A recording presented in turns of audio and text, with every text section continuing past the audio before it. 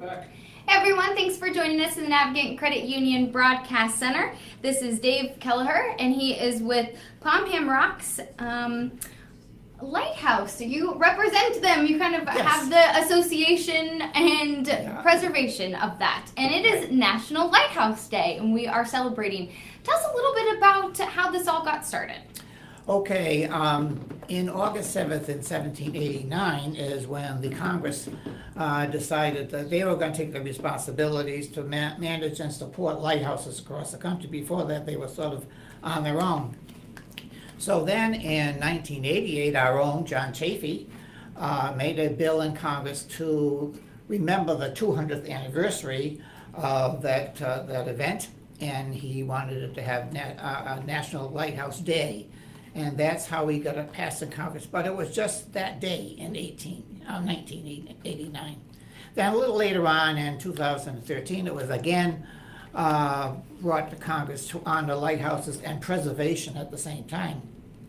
But again, that was just for that day in 2014. But now, of course, especially the lighthouse groups, I mean, we always honor on August 7th, and on some calendars you'll see it, and people will talk about it, but right now it's mainly the lighthouse community, I guess, that really recognizes the day. And I think, too, with the spread of social media, there's always that influx of when you can go out and take a picture and celebrate something and bring awareness to something. That always adds a little extra value to it, right? Right.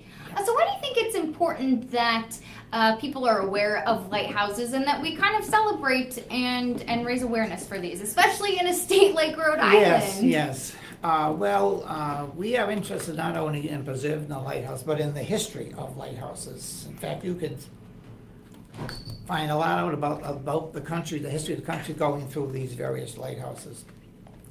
So what has happened, of course, they're not as important as they used to be. We know that. But as a result of that, many of them have destroyed or they're not taken care of. So basically there are three. Now, the Coast Guard still maintains some, like Castle Hill and Warwick Light.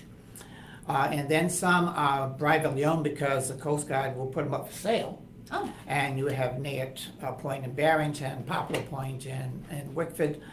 These are privately owned. Now, and actually, if you look at those two lighthouses, they don't have this little lighthouse keepers. No, they have mansions. Both of them are mansions now that have been built, over the years. And then you have groups like mine, which is called the Friends of Pomham Rocks Lighthouse. And we are a member of the American Lighthouse Foundation. And we went to ExxonMobil because they bought the lighthouse in 1980. And we negotiated with them. We said, look, we're preservationists, you're an oil company. Could we partnership? So we made a great partnership with ExxonMobil for about 5 years or so, for $10 a year.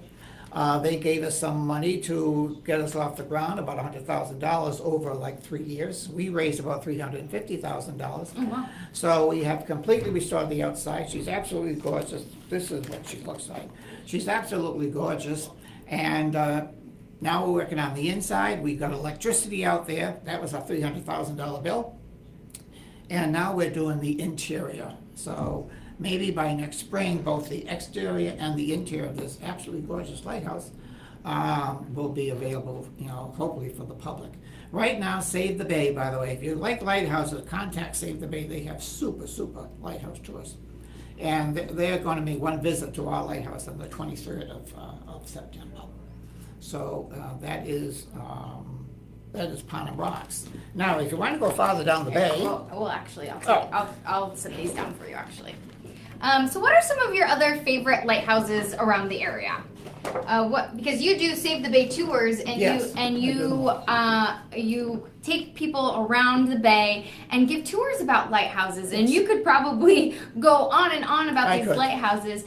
You said there are 21 in Rhode Island. 21 in Rhode Island, yes. And each lighthouse has this history, has this story, has all these people behind it. Do any of them stand out specifically to you? Well, I guess outside of Pomham Rocks Lighthouse, of course, which is my favorite, I think Southeast Light on Block Island is just outstanding. It's a Gothic, huge Gothic building with a very large light on it. That's called a Fresnel lens. If you know what a Fresnel lenses are, they're all prisms that are priceless. And they come in numbers, 1 through 5. Block Islands is a 1, which means you can actually walk inside the lens. That's so Block cool. Island. It's a green light, which is the only green light on the East Coast. And it was the whole East Coast? On the whole East Coast. Wow. So if you see a green light on the East Coast, you know you're Block Island. And the other problem is that it's on Mohegan Bluffs, which is clay, and it erodes every year. So it was in danger of falling into the ocean. So again, John Chafee and company, they were able to raise about $2 million, and they have literally moved this lighthouse 250 feet away from the shoreline, so it'll be safe now for the next 100 years or more. Yeah. Everybody cross So their that's a fingers. great one. Yeah. What's another one that speaks to you? Beaver Tail. If you want to see a spot in Rhode Island, this is probably the most beautiful spot in the state. You go down to Beaver Tail at the end of Jamestown. I mean, the ocean, Newport, Jamestown is just absolutely gorgeous. They have probably one of the best museums for lighthouses in the Keeper's House. And if you call on certain Sundays, they do allow you to go into the lantern room, but it's on certain times, so you have to call ahead for that. And the other thing is, if you fly in and out of Providence, and you go at night, if you go over, which it will, go right over Beaver Tail Light, you will see the reflection as it spins around on the waters of the bay and the ocean. It's just spectacular. Oh, as you talk about this, it gives me Yes, chills. spectacular. I've been fortunate enough to visit both of those lighthouses.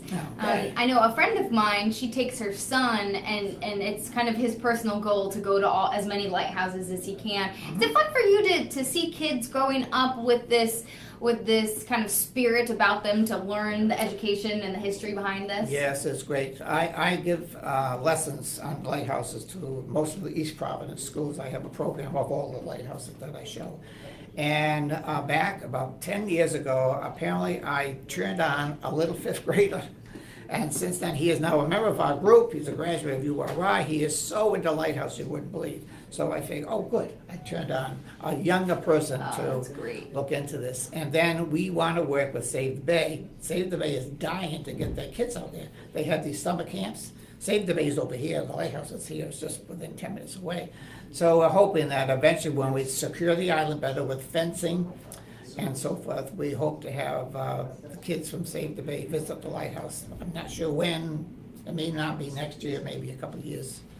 We want to make sure that it's secure before we get the kids in there. Yeah.